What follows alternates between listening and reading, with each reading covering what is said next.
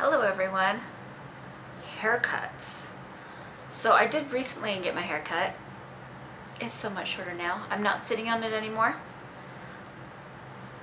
But it was a very stressful thing for me. It's a very stressful thing for anyone with chemical sensitivities or environmental illness or any sort of thing that falls under that category. So I personally got lucky this time because my great aunt is a hairdresser and she is mostly fragrance free and she was willing to come to my house to do it. Not everybody has that luxury. And not everybody just wants to, take the razor and shave their head. So you still got to go get your hair cut. And that's dangerous. But there are some things that can help mitigate the consequences. You're still going to get sick, but you might not get as sick if you follow a few suggestions that I have.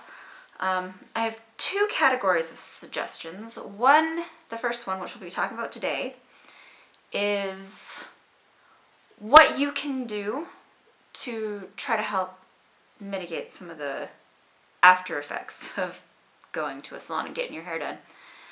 The second category are things that you can buy to help minimize the exposures you're going to have while you're out. So let's get started.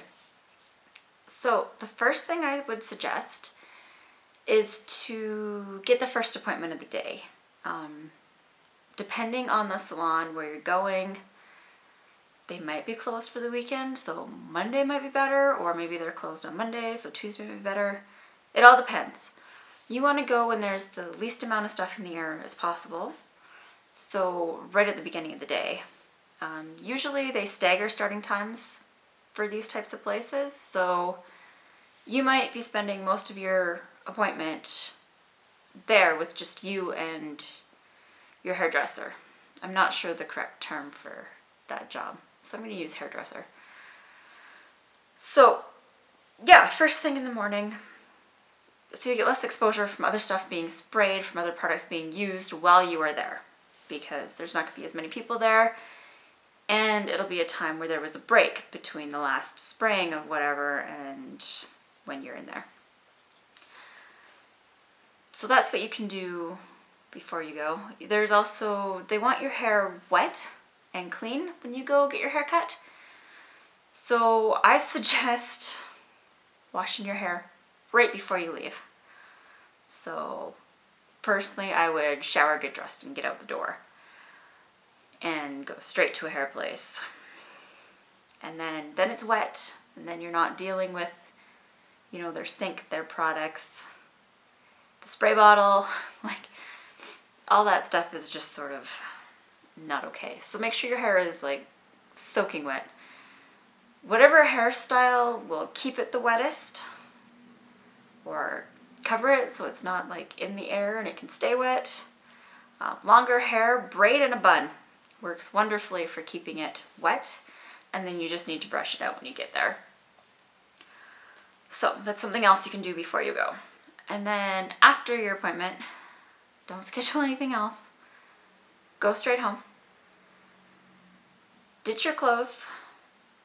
Start whatever laundry protocol, if that's a soak in the garage or outside, in whatever, do it. Just take them off, drop them out, and right in the shower with you. Even though you have showered or washed your hair that morning, you're going to want to do that again. There's lots of bad stuff in salons. So you want to get that out of your hair, you want to get that off your body. You want to do whatever detox protocol you usually do, if that's a nasal rinse, a ton of vitamin C, some binding agents, do it. I suggest also taking a bottle of oil to the shower with you. And I'm not talking motor oil because we all know that's bad. I'm talking whatever cooking oil you can tolerate or whatever other oil that you use on your skin. Because in my experience, I have found that oil is the only thing that can get the stuff they spray in your hair, if it happens to get too dry for them to cut, out. And yes, I learned this the hard way. I spent probably 4 hours trying to get that crap out of my hair. And yeah, I used almost a whole bottle of olive oil on my head. If they didn't spray a bunch of that leave-on conditioner crap directly in your hair, you might get away with very little oil, which would be good. But yeah, I would suggest doing your normal hair care routine and doing an oil treatment while you're in the shower.